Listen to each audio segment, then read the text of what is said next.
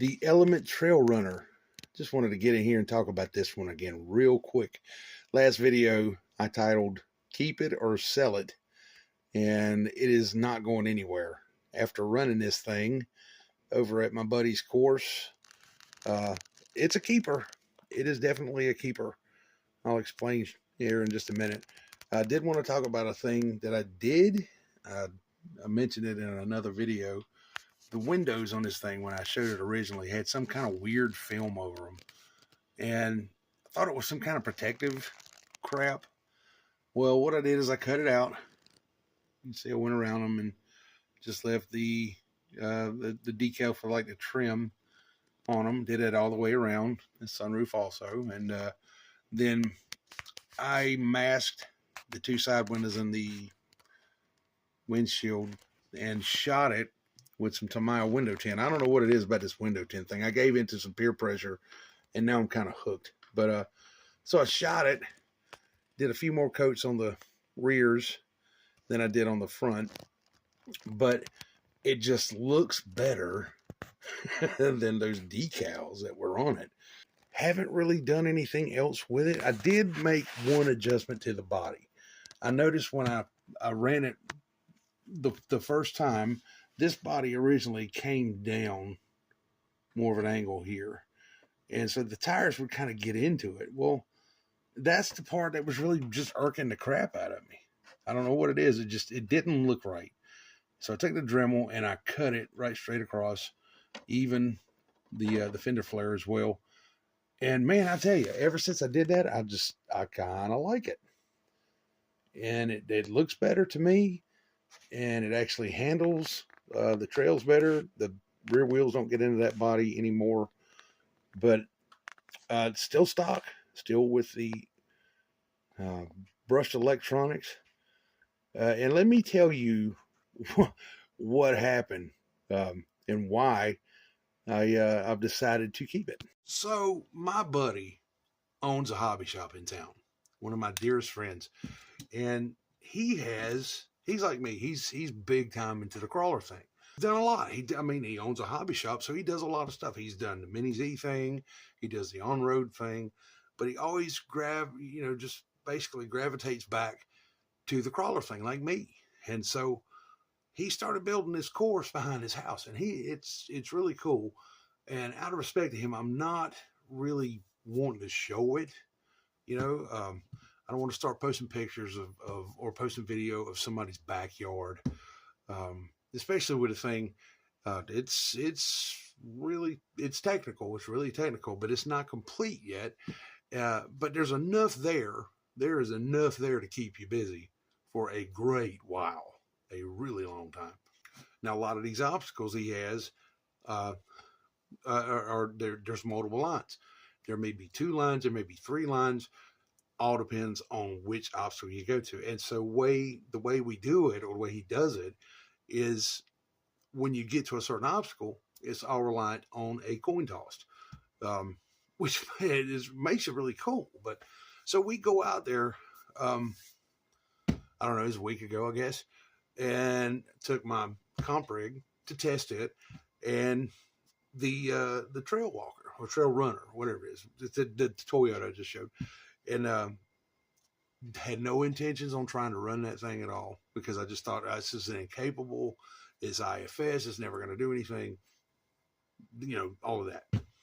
So I run my comp rig, tickled, got it tuned, got a little more tuning to do to it, and it'll be where I want it to be. So I get done running it. I go back to the truck, and I come out with this, just as like comic relief, not expecting anything out of it. Figured it would fall on its face and just, everybody have a good laugh. What the hell? I get it out there. It does the course. And there's one part that I call the corkscrew. And I wish I could show you guys, but it is just like the most technical, most aggressive portion of his course. And so everybody's struggling on this part. Most of the rigs are making it up, but it really takes some drive. Really have to drive that course. And so I take this out there just knowing it's going to fall completely on its face, like I said, and hit the first part of it down and start to make the transition around. And holy crap, this thing starts going up this hill. Even on these 155 stock, nothing done to them. Maybe it's a little bit of weight, nothing terrible. And it starts going up this damn portion of his course that is the hardest part out there. And so I get up to the first part, and then there's a 90-degree turn to the left, you know, and goes around that turn, and then there's an immediate 90 that goes back to the right with a step up. And holy crap, this thing is actually holding on, and it's making this course. The IFS worked perfectly. I was blown away. I didn't know what to say. I was like, holy crap, dude. And everybody's standing around like, damn. And so it took me 100 reverses to make this corner because it's really tight.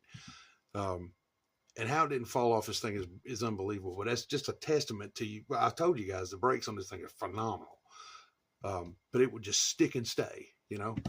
And we get it, goes up to the top, make it to the top. And I turn around and look at Otto. I'm like, that's it. It's not getting sold. So where does that leave me now? So the only thing I'm going to do, and I'm on the fence about it, I'm not in a big hurry, is I have gone crazy for these damn Fusion motors. There is empty boxes galore over here from the rigs that I have put them in, the rigs that my friends have brought over here for me to put them in too. So I'm on the fence right now about putting one of those in there, but it's probably going to happen. May not happen right now because I got my hands full with the Scout, but it's probably going to happen. After that, maybe deck it out, do because honestly, it's a trail truck. It just blew me away on this damn crawl course. May do the scale crap on it. You know, it does have a roof rack. Maybe put some scale accessories on it. Who knows? May not. Talking to a buddy of mine or a couple buddies who do 3D printing and possibly